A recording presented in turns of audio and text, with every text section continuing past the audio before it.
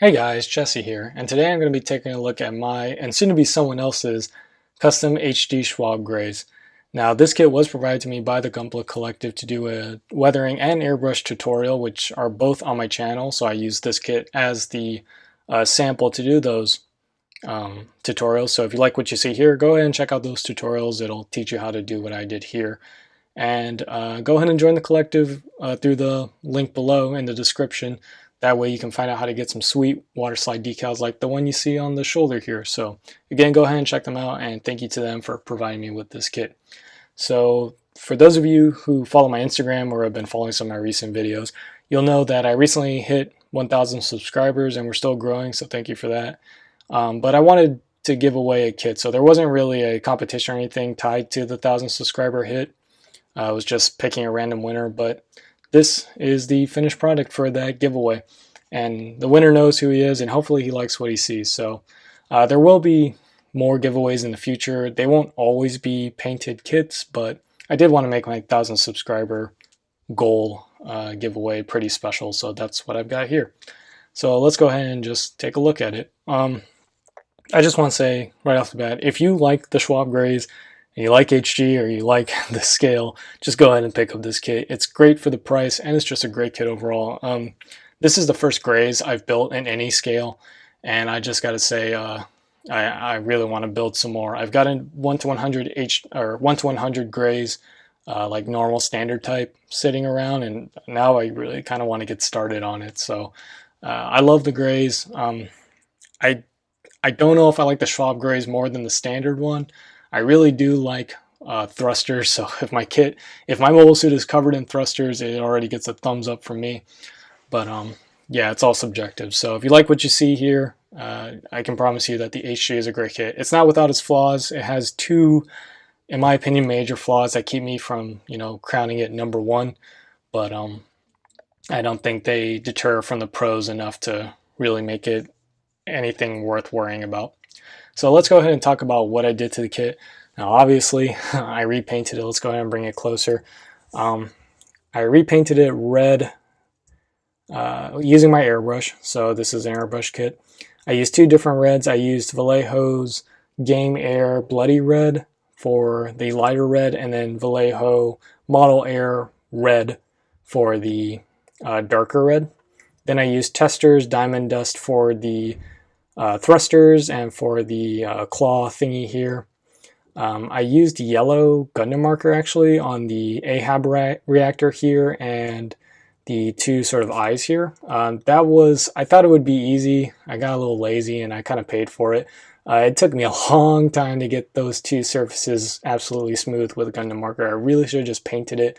They look good. I'm not saying they came out bad in the end, but a result of me being lazy was that I paid for it in the time spent trying to get those to look the best they could. So don't be like me. Don't use Gundam marker. On the little veneers here on the front and back, I used Molotov's chrome liquid liquid chrome to get those like that. And then just parts of the inner frame I hand painted with some silver and gold.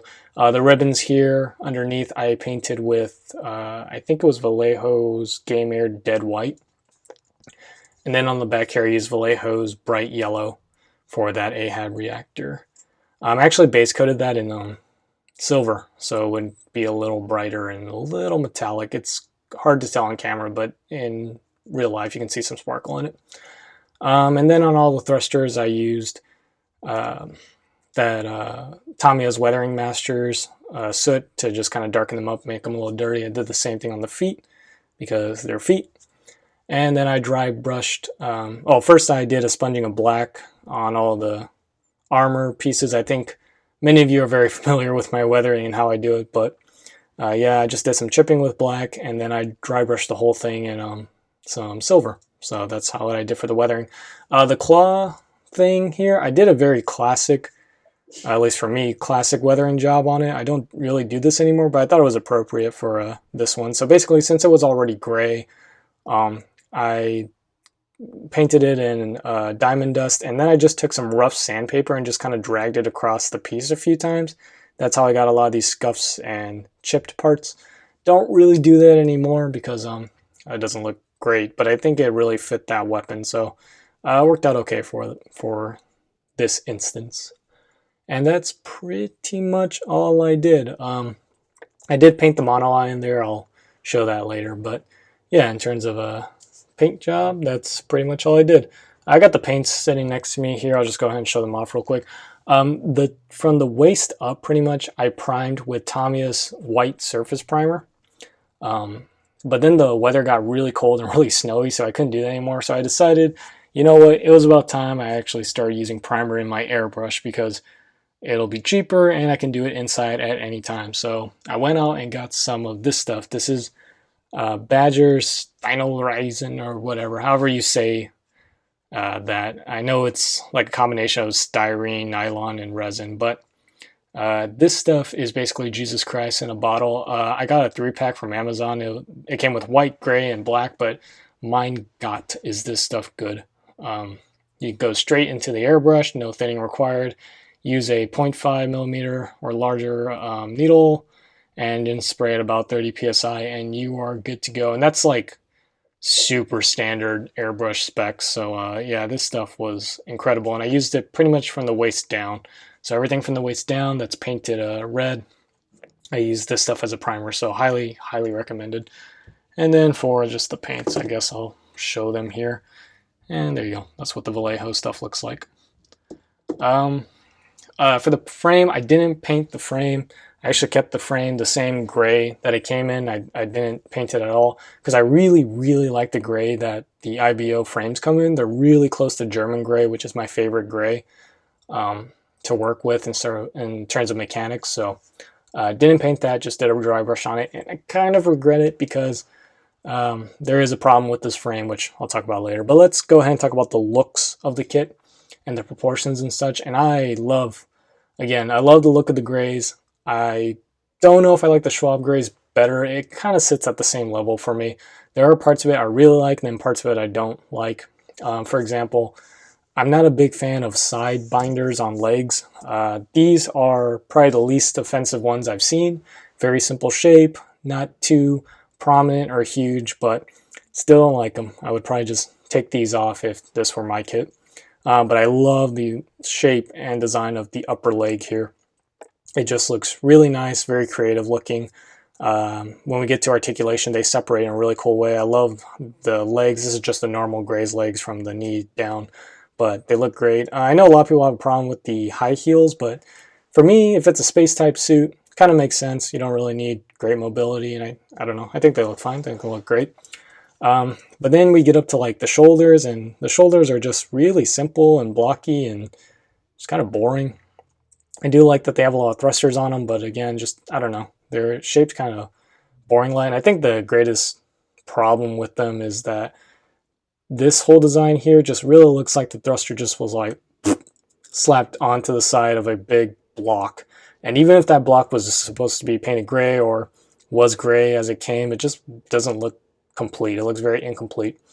But I do like the design of the backpack, so I think the backpack looks great. I know some people have problems with it, but I much prefer this backpack with the movable thrusters and stuff than the Graze kind of weird shield backpack thing. So as you can see, it's like for everything I like, there's something I really dislike. I love the head. The head is, to me, a vast improvement over the normal Graze head. I love the sort of layer cake design, and cake is always delicious. So yeah, really great head. I love it. And I like the commander antenna, and I love the big ass thruster on the butt. I think that's great. Yeah. So again, like for everything I like, there's something I dislike, but that's just me. If you love the Schwalbe Graze, then I think you'll be really pleased with the proportions and looks of this kit. I know the 1:100 scale one is a bit bulkier, especially in the legs, and it has a bit more details. So if you like that, definitely go for that. But you can't go wrong with the HG, I think, in terms of looks and design. And for those of you who aren't familiar with this kit, it comes in blue. So you would get blue out of the box. I just painted it red. Now let's talk about the build. I know when the IBO HG kit started to come out, the whole big craze was the fact that they had a full inner frame. And I wasn't like super impressed by them because I knew the frame was going to be super simple. But not just that, just the design in general of all IBO mobile suits really call for a full inner frame because there's so much frame exposed. And I think it would have been more work from Bandai to design a kit that didn't have a full inner frame than to design one that did. So I'm not super impressed by the frame. It's great that it's there, don't get me wrong, but the assembly of it, it's not really any different to any other HG. And again, this is the first Graze I've ever built, so I wasn't like super duper impressed like some people were. But the build was still fun. I'm not saying it was hard or annoying or anything like that, and it was incredibly fun to paint. Everything's always incredibly fun to paint. That's why you should paint. But as I just said, don't expect something revolutionary here, especially in that quote-unquote inner frame. That being said, the inner frame does work, again, really well for articulation. I think if it didn't have an inner frame, it wouldn't have the levels of articulation that it does. But yeah, that's that. Fun build, nothing too difficult. You do have a few seams. One, the most offensive one being the one on the side of the leg here. Now, I didn't fix it because when I first assembled it in blue, I thought it looked all right. Kind of looked like a panel line detail. But after painting it, for whatever reason, in red, maybe because it stands out a bit more, I kind of kicked myself for not fixing it up. It's not awful, but I would fix it if I were you. You got one on the thigh here, but honestly, that really looks like just a detail, just like a panel line detail, so probably don't want to fix that. And that about does it for the seam lines on the mobile suit itself. So what? 1, 2, 3, 4, 5, 6. So 6 seam lines. That's absolutely understandable. And you have one on the gun, but we'll talk about that later. Oh yeah, and one, I guess I'll show off the mono eye here. I talked about it earlier. So you can open up the head here to show off the mono eye. I painted it silver and then washed it with yellow. I didn't use any stickers on this kit at all. Let me go ahead and pull that out right now since we're talking about the build still. You've got the mono eye sticker here that I would never use because it goes on a sphere and you never want to put stickers on spheres. You've got yellow stickers for the front and back AHAB reactors, easily paintable. You got these 4 stickers here for the verniers on the front and back. Please don't use these. These are really nicely detailed, and these would just cover them up horribly. So just at least drop some panel liner in there or a Gundam marker or something. Just don't use those stickers. And then you have the 2 eye stickers again. Mine are painted, but as you can see, you would go ahead and slap those on. For whatever reason, this top one incorporates the gray part on top, which is already gray. So I don't know. That's that, I guess. And now let's go ahead and move on to articulation. Not much to talk about. It's really good. Has a full inner frame. What can I say? What more can I say? I'm not going to try to articulate it too much because this is painted, but I'll just talk about the main points. The head is really nice, although I wish it could go up a bit higher. It can only go up about that high, and just the way this head goes together, I can never get it to close all the way. I don't know. Maybe I assembled it a little wrong. I'll try to fix that later. But looks down really, really nicely, so that's that. The backpack here, this is on a ball joint. I know some people had this problem where it would pop out really easily. Mine are fine. I don't know, maybe it's because I painted them. And then these can move up and down. So these can go pretty much anywhere you want. I like the way the torso is with this swinging mechanism, so you can really get the arm nice and far forward. It can go further than that, but again, I don't want to scratch the paint.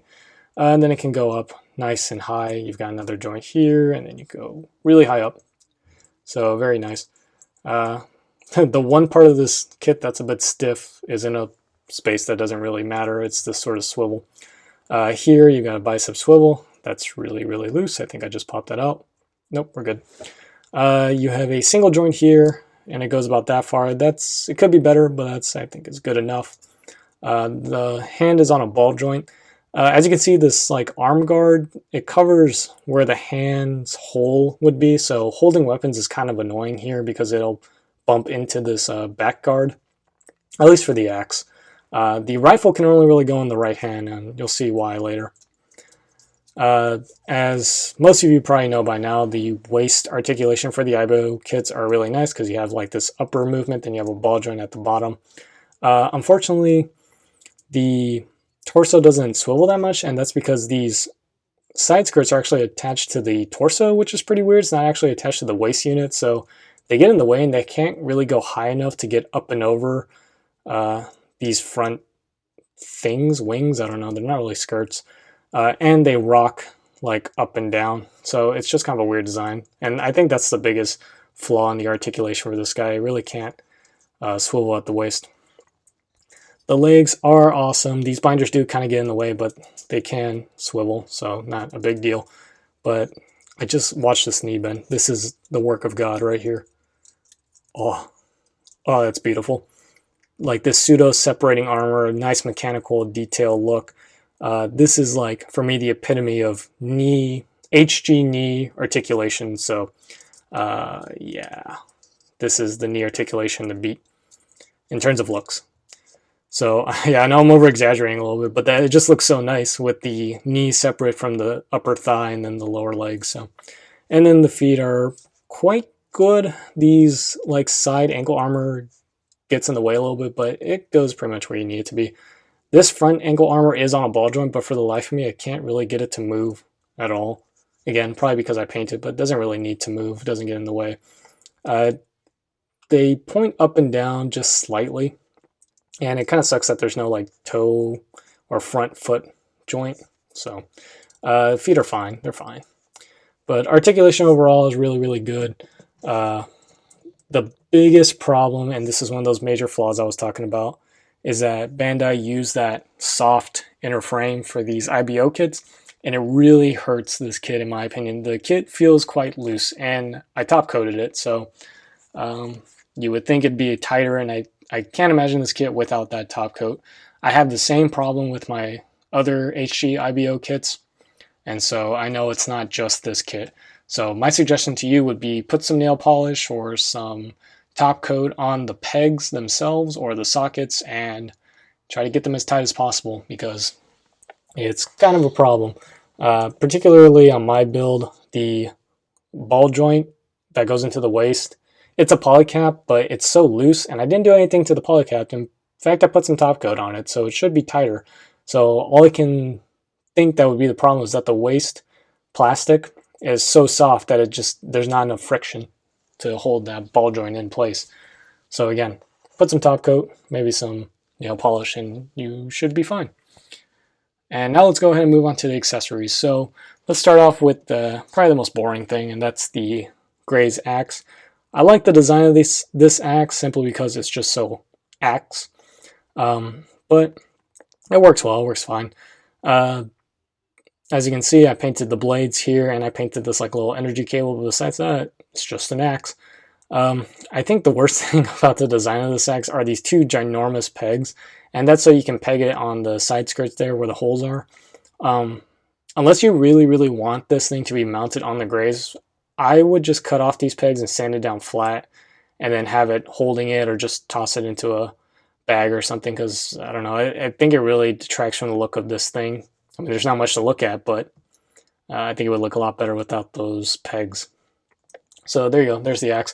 The hands don't have any peg or anything, so you just slide that right into the hand, and it works well. It's a tight enough grip. But once again, the arm guards kind of get in the way of the way this thing is held, so you kind of have to manipulate it in a kind of a strange way. We'll save the best for last. But next you've got this little adapter and this wire. So this claw thing, scissor thing, pinchy, whatever you want to call it, it's supposed to open in and out. In fact, let me just take it out if I can. There we go. It's supposed to like open in and out, but obviously it's not going to do that.